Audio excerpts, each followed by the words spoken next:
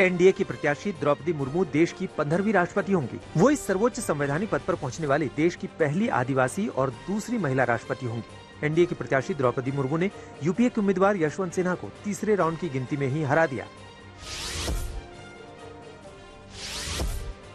द्रौपदी मुर्मू की जीत के बाद प्रधानमंत्री नरेंद्र मोदी मुलाकात करने उनके घर पहुंचे। वहीं जेपी नड्डा ने भी मुर्मू से मुलाकात की। पीएम मोदी ने जीत की बधाई देते हुए ट्वीट किया कि भारत ने इतिहास रच दिया है। जिस वक्त भारत आजादी का अमृत महोत्सव मना रहा है, तब भारत की बेटी जो कि आदिवासी समुदाय से आती है, उनको राष्ट्रपति चुना गया है। यशवंत सिन्हा ने द्रौपदी मुर्मू को जीतने पर बधाई दे दी है। उन्होंने लिखा कि भारत को उम्मीद है कि वो बिना किसी भय या पक्षपात के संविधान के संरक्षक के रूप में काम करेंगी। वहीं राहुल गांधी और केजरीवाल समेत विपक्ष के कई नेताओं ने भी मुर्मू को जीत के लिए बधाई दी।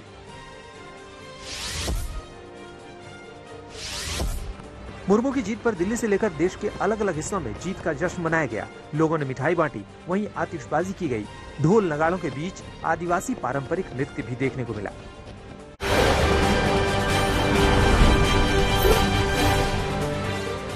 द्रौपदी मुर्मू की जीत दूसरे लिहाज से भी अहम है। इस चुनाव में विपक्षी एकता को तगड़ा झटका लगा। 17 सांसद और 126 विधायकों ने क्रॉस वोटिंग की।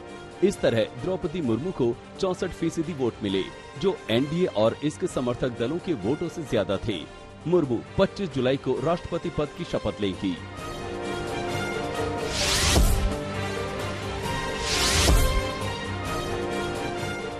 ओडिशा में द्रौपदी मुर्मू के राष्ट्रपति बनने की खुशी में ढोल नगाड़े बजना शुरू होकर बंद ही नहीं हुए। आदिवासी समुदाय फूले नहीं समा रहा। द्रौपदी मुर्मू के घर के बाहर लोग घंटों नाचते रहे।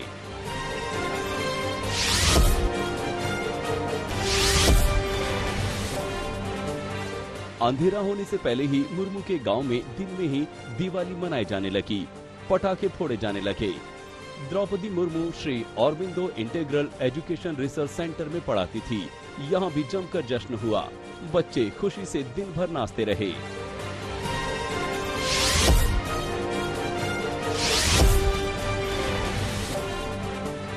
देश की पहली महिला आदिवासी राष्ट्रपति द्रौपदी मुर्मू का जीवन संघर्षों से भरा रहा है, जिसमें वो एक के बाद एक निजी क्षति के बावजूद चट्टान की तरह खड़ी रही।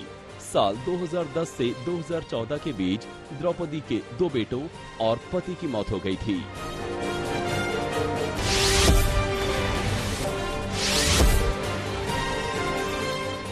एक के बाद एक सदमों से निपटने के लिए द्रौपदी मुर्मू ने आध्यात्म का सहारा लिया और वो रायरंगपुर के ब्रह्म कुमारी संस्थान से जुड़ गई। आध्यात्म से जुड़ने के बाद द्रौपदी मुर्मू कितनी भी व्यस्त रहे, लेकिन ध्यान, सुबह की सैर और योग कभी नहीं छोड़ती।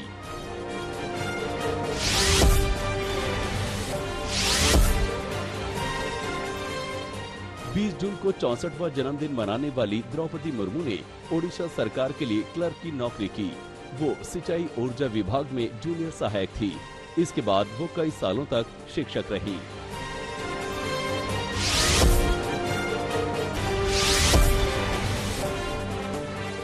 उपराष्ट्रपति चुनाव में भी विपक्ष की एकता टूट गई है। ममता बनर्जी ने बड़ा फैसला किया है कि टीएमसी उपराष्ट्रपति चुनाव में वोटिंग प्रक्रिया से दूर रहेगी। टीएमसी महासचिव अभिषेक बनर्जी ने कहा कि अंतिम समय में विरोधी दलों ने बिना परामर्श किए मार्गरेट अल्वा के नाम की घोषणा की। बनर्जी ने कहा, हमारे 85% सांसदों ने फैसला किया कि हमें मतदान से बचना चाहिए।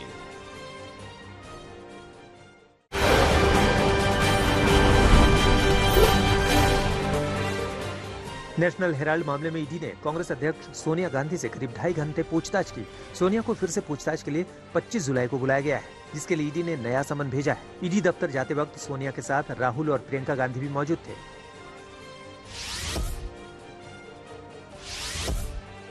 ईडी की पूछताछ पर कांग्रेस में जबरदस्त आक्रोश देखने को मिला। कांग्रेस के आला नेताओं से लेकर कार्यकर्ता तक सड़क पर उतरे। दिल्ली में कांग्रेस नेताओं ने जोरदार प्रदर्शन किया, जहां पुलिस को वाटर कैनन की बौछार करनी पड़ी। वहीं पुलिस ने कांग्रेस नेताओं को हिरासत में भी लिया। इसके अलावा सोनिया से पूछताछ को लेकर संसद परिसर में भी मार्च निकाला गया, जहां सरकार के खिलाफ नारेबाजी की गई। देश के कई हिस्सों में कांग्रेस कार्यकर्ताओं ने उग्र प्रदर्शन किया। हैदराबाद में विधानसभा के बाहर स्कूटी में आग लगा दी। वहीं बेंगलुरु में ईडी दफ्तर के बाहर एक गाड़ी को आग के हवाले कर दिया। जम्मू से लेकर असम तक हंगामे की तस्वीर सामने आई। दिल्ली में प्रदर्शनकारियों ने रेलवे ट्रैक को निशाना बनाया और 3 रेलगाड़ियों को रोक दी।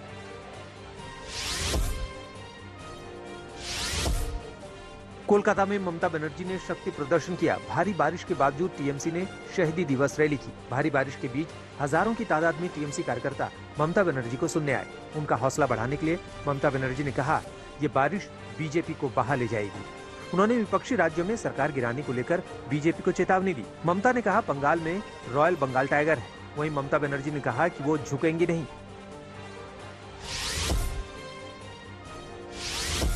आप हमको बंद करके नहीं रख सकते हैं कि हमको भी झुकता नहीं है।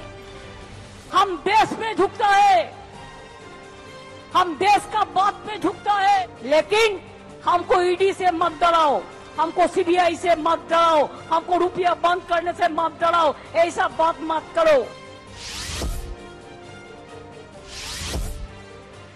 समाजवादी पार्टी के वरिष्ठ नेता Azam Khan MP MLA court में पेशी पर पहुंचे। सरकारी काम में बाधा डालने और चक्का जाम के आरोप में आजम खान मुरादाबाद कोर्ट में पेशी के लिए आए थे। इस दौरान आजम खान का तीखा अंदाज देखने को मिला। लुलु मॉल के सवाल पर आजम ने अपने ही अंदाज में जवाब दिया।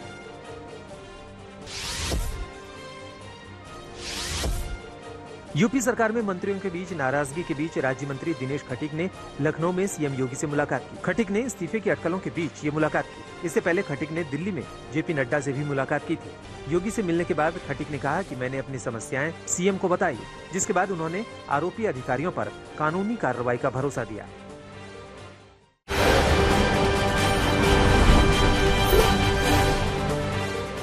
उद्धव ठाकरे के बेटे आदित्य फिर से पार्टी में जान फूंकने की कोशिश में जुटे हैं। आदित्य ने 3 दिन की निष्ठा यात्रा की पहली रैली ठाणे में की, जो बागी नेता और मुख्यमंत्री एकनाथ शिंदे का गढ़ है। आदित्य ठाकरे का यहां शिव सैनिकों ने जोरदार स्वागत किया।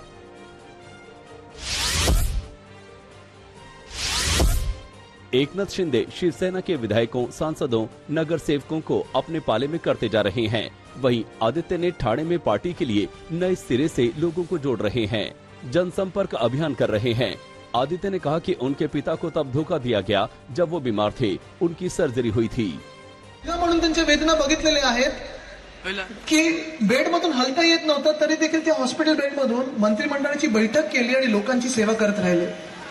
पण माणुसकी बघा या गद्दारांची कशी असते, वृत्ती बघा गद्दारांची कशी असते की ज्या मिनिटाला त्यांना कळलं की 1 नाही 2 ऑपरेशन झालेले आहेत, बेडमधून हलू शकत नाही, ह्यांचं सुरू झालं मी मुख्यमंत्री होऊ शकतो का, आपल्यासोबत किती आमदार येतील, जमवाजमा आमदारांची ही यावेळी सुरू झाली यांची।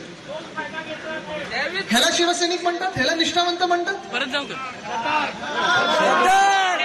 म्हणजे आज मी हेच विचार करत होतो येताना, जर आज हिंदुराव सम्राट बाळासाहेब ठाकरे असते किंवा दिघे साहेब असते, ह्यांना काय न्याय दिला असं तुम्ही विचार करा। त्यांनी तुम्ही विचार करा ना, ज्या मिनिटाला तुमचा कुटुंब प्रमुख, पक्ष प्रमुख हॉस्पिटलमध्ये जातो, ऑपरेशन होतं, तेव्हा तुम्ही आमदारांची जमवाजमा करता।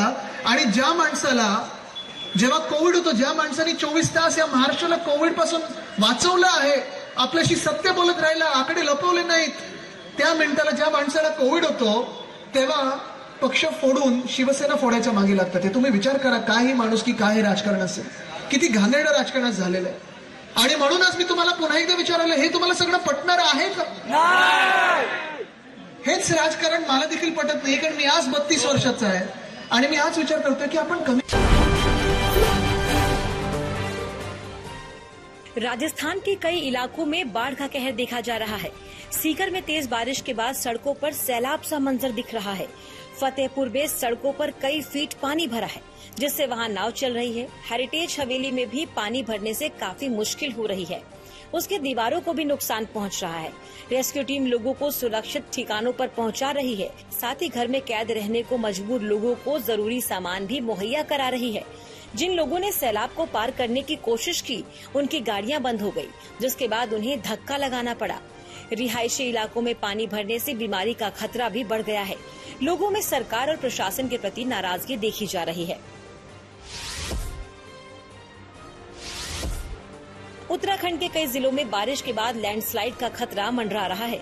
पिथौरागढ़ में रामगंगा नदी में उफान से स्थानीय लोग खौफ में हैं। हरारिया इलाके में भूस्खलन जारी है। पहाड़ों से मलबा गिरने का वीडियो लोगों ने अपने कैमरों में कैद कर लिया। स्थानीय लोगों ने बताया कि बारिश होने पर सड़क धंस जाने के बाद उन्हें पहाड़ पर चढ़कर रास्ता तय करना पड़ता है, लेकिन लैंडस्लाइड की वजह से उन्हें जान का खतरा बना रहता है।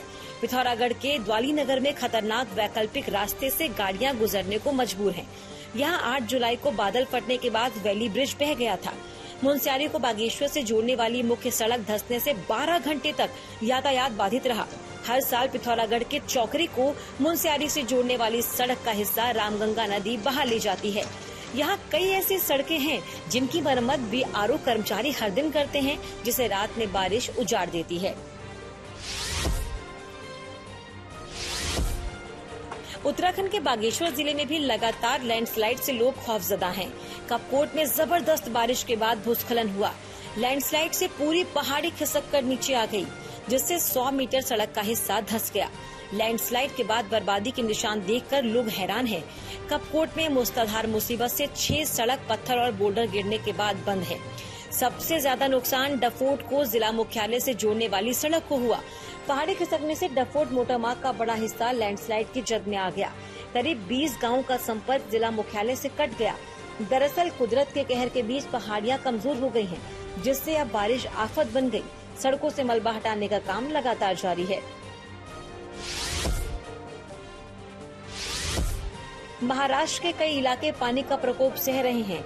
बाढ़ के बीच बुल्ढाना जिले में एक वीडियो वायरल हो रहा है, जिसमें सैलाब के बीच कुछ लोग एक 8 महीने के बच्चे को जान जोखिम में डालकर दरिया पार करवा रहे हैं। वीडियो मलकापुर तहसील में आने वाले काले गांव का है।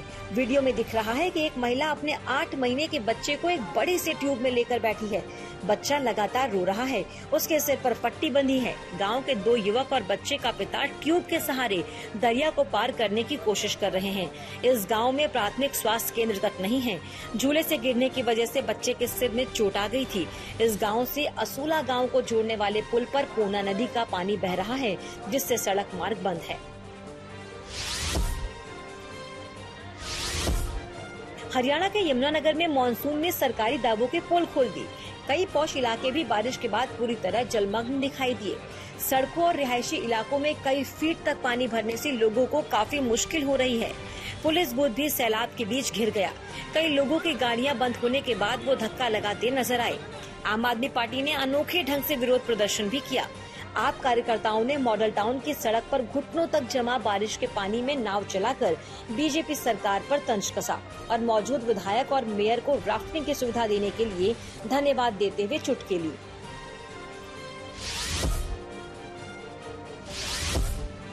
बिहार के आरा में चंद घंटे की बारिश ने प्रशासन के दावों की हकीकत सामने ला दी। सदर अस्पताल सैलाब से लबालब हो गया।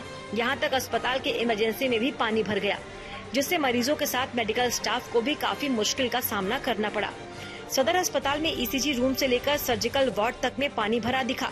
सड़कों और रिहायशी इलाकों में भी जल जमाव से हालात बेकाबू दिखे।